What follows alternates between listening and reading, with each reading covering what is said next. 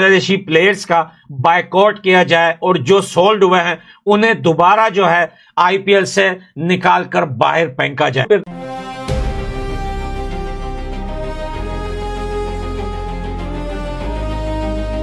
बांग्लादेश से इस साल आईपीएल सिर्फ एक ही खिलाड़ी खेल रहा है, वो है मुस्तफिजुर रहमान।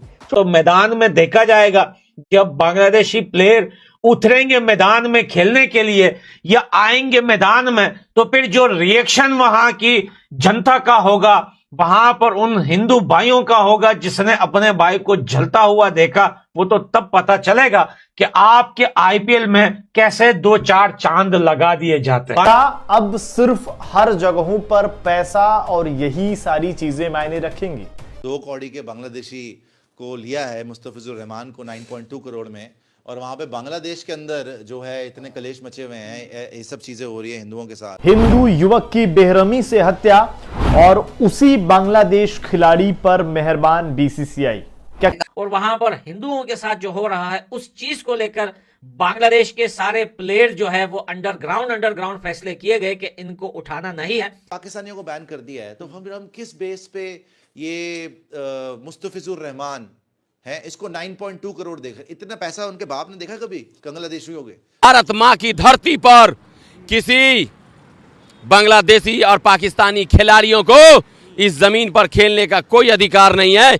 मैं बीसीसीआई चेयरमैन से कहना चाहूंगा कि उसको बैन किया। बांग्लादेश में एक हिंदू को जलाने के बाद क्या लोग फिर से पहलगाम की तरह इस मसले को भूल जाएंगे? क्योंकि आईपीएल में बांग्लादेशी प्लेयर का सोल्ड होना या बांग्लादेशी प्लेयर्स का आईपीएल में खेलना, क्या ये क्रिकेट फैंस दोबारा ये सारी चीजें भूल जाएंगे?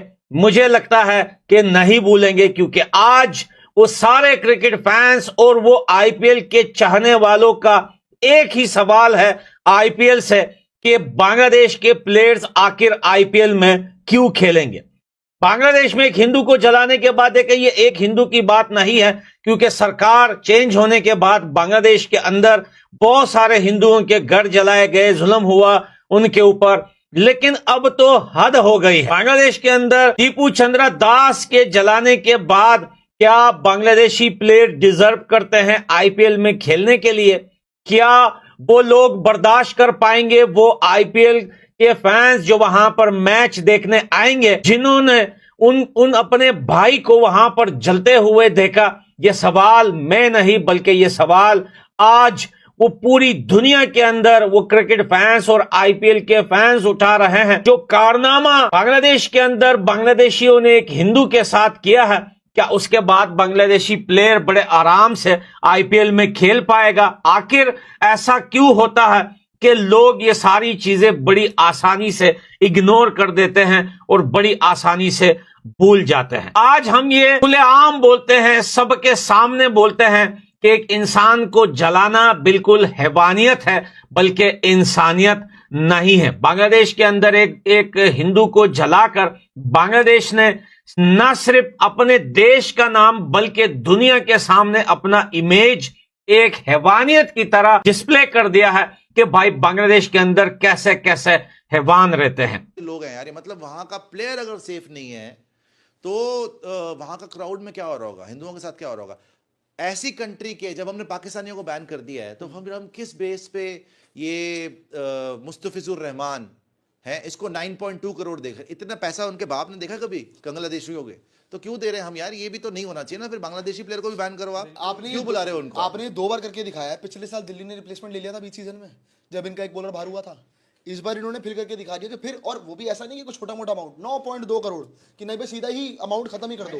नहीं तो ये छिछोरा बना बड़ा अमाउंट है ये इस बार। जबकि आप देखें इधर आ जाइए, और जबकि आप देखें कि बांग्लादेश के साथ हमारे जो मैच होने थे, 3 मैच की सीरीज होनी थी, कैंसिल कर दी थी, वो हमने कैंसिल कर दी थी। तो फिर आईपीएल के अंदर ये मुस्तफिजुर रहमान को 9.2 करोड़ सीधा के साथ जो हो रहा है उस चीज को लेकर बांग्लादेश के सारे प्लेयर जो है वो अंडरग्राउंड फैसले किए गए कि इनको उठाना नहीं है। पाकिस्तानी क्रिकेटर तो होते नहीं आईपीएल के अंदर, मगर एक और टीम है जिसका कोई क्रिकेटर इस बार नहीं ऑप्शन में खरीदा गया, वो है बांग्लादेश की टीम। और एक अफगानिस्तान की टीम है, उसमें उसके काफी क्रिकेटर खरीदे गए। क्रीम के पॉलिटिकल कनेक्शन नहीं है। बांग्लादेश के प्लेयर्स की परफॉर्मेंस भी कुछ खास नहीं रही है। आप देखिए पाकिस्तान के अंदर टेस्ट वो जरूर हरा के गए हैं, अदरवाइज उनका कोई प्लेयर मतलब उस तरह से आया नहीं सामने। और बांग्लादेश के 12 प्लेयर्स इस लिस्ट में मौजूद थे और 12 में से किसी एक पर भी किसी भी फ्रेंचाइज ने पैसे नहीं लगाए। अब इंडिया को ने सोचा कि बांग्लादेश को पनिश कैसे करें। उन्होंने कहा जी खिलाड़ी नहीं लेने हमने आपके खिलाड़ियों की क्या औकात है, हम खरीदेंगे नहीं। मुझे वैसे ये लगता है कि इंडिया बहुत जल्दी कर रहा है इन पनिशिंग। ये पॉलिसी तब तक रहेगी जब तक नरेंद्र मोदी पावर में है। कई लोगों का कहना यह भी है कि जय शाह जो इस वक्त के क्रिकेट बोर्ड के चेयरपर्सन हैं, जय शाह को शायद उनके फादर अमित शाह साहब ने और साथ साथ मोदी जी के लोगों ने, खास मोदी जी वगैरह ने भी शायद यही कहा है कि बांग्लादेश से कोई खिलाड़ी ना रखा जाए और ये यकीनन बांग्लादेश के लिए एक बहुत बड़ा नुकसान होगा। उसके जरिए जो है वो उनके खिलाड़ी जो है वो अच्छी खासी रकम भी कमाने के काबिल हो जाते थे, जो कि पाकिस्तान को भी ये नुकसान हो रहा है। बड़ी डेवलपमेंट हुई है इंटरनेशनल क्रिकेट के अंदर, क्योंकि बांग्लादेश के किसी प्लेयर को आईपीएल की ऑक्शन पे भारतीय जो आईपीएल होती है उन्होंने बाय नहीं किया। ये ऐसे ही हो गया?